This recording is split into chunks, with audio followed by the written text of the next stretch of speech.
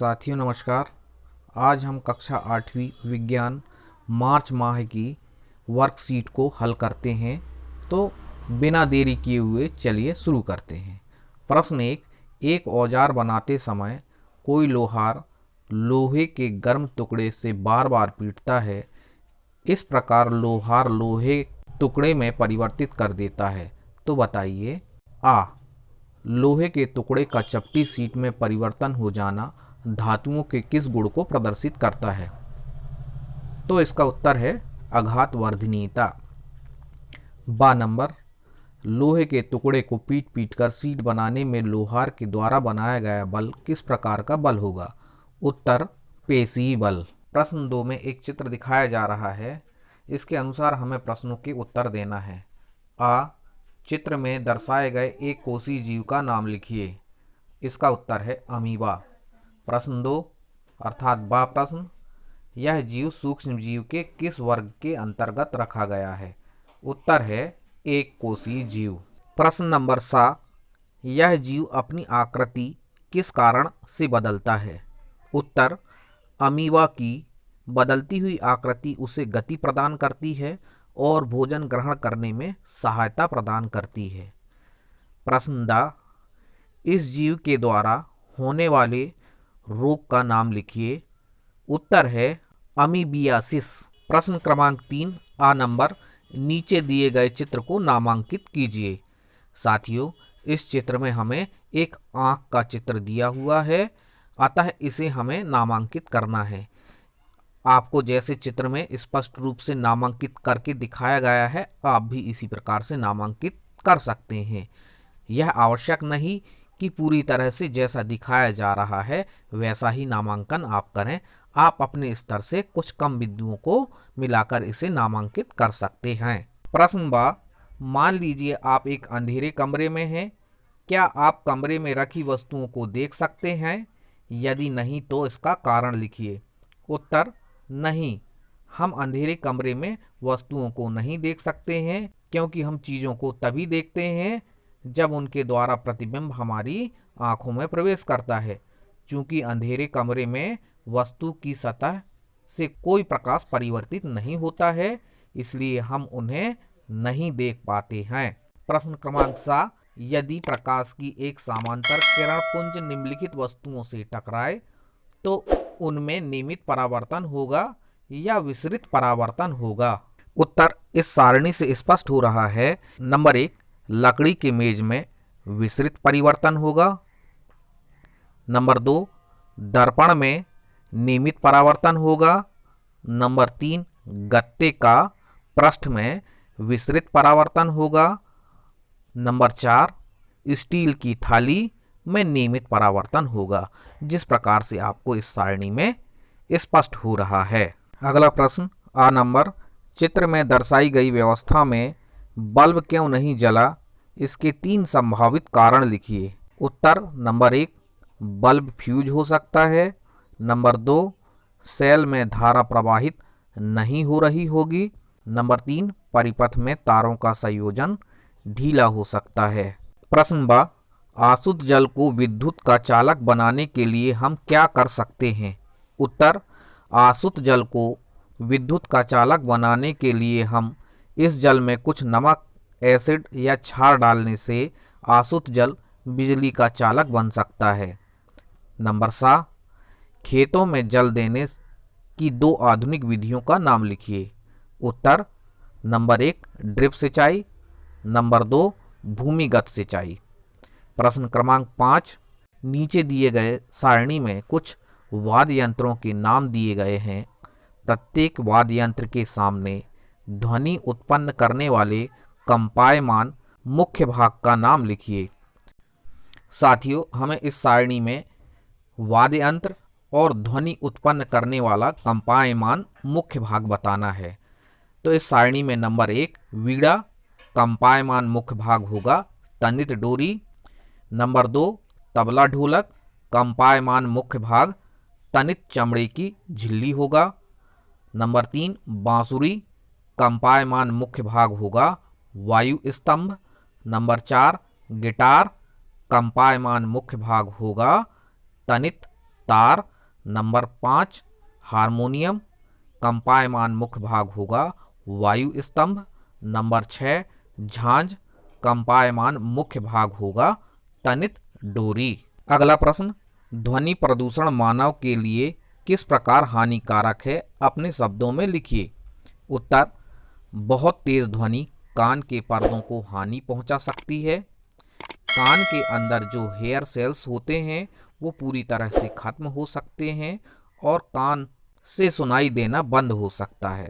ध्वनि से दिल की धड़कन कम हो जाती है और ब्लड प्रेशर की शिकायत हो सकती है।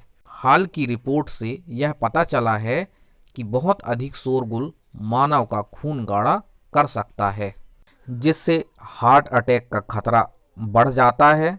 दूसरी तरफ खून का दबाव बढ़ सकता है, जिसके कारण हाई ब्लड प्रेशर की शिकायत भी हो सकती है।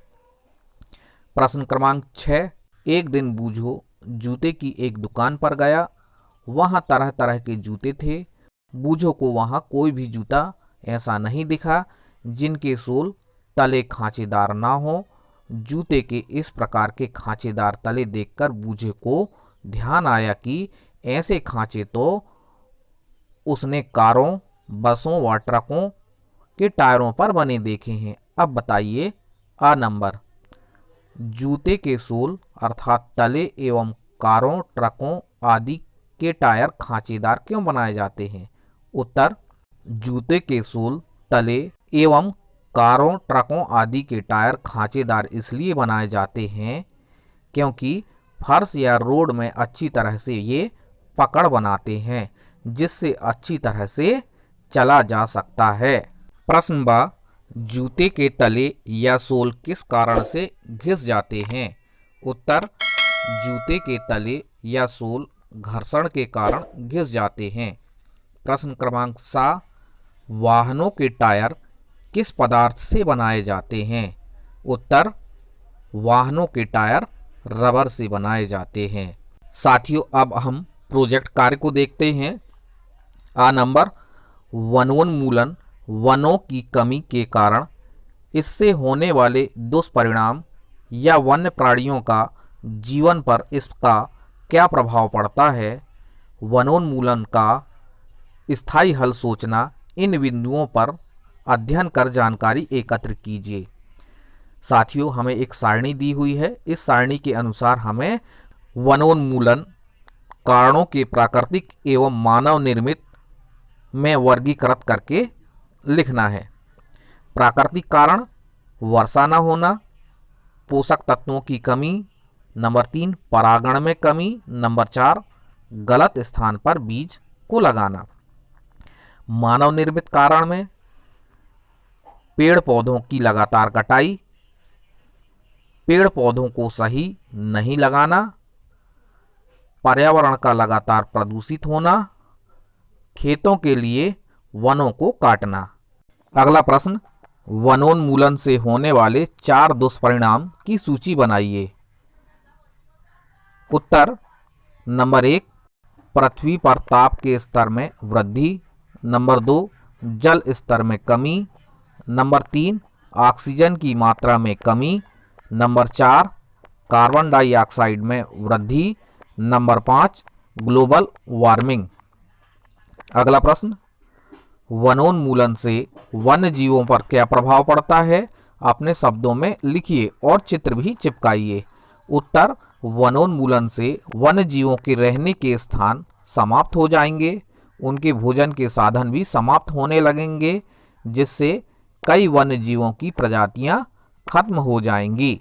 इसके बाद दिए हुए प्रोजेक्ट कार्य में हमें चित्र को भी चिपकाना है। साथियों, हमने अपने अनुसार एक चित्र को बनाया है। आप भी अपने अनुसार इन चित्रों को बना सकते हैं। अगला प्रश्न, राष्ट्रीय उद्यान किसे कहते हैं। मध्य प्रदेश में किन्हीं 2 राष्ट्रीय उद्यान के नाम लिखिए।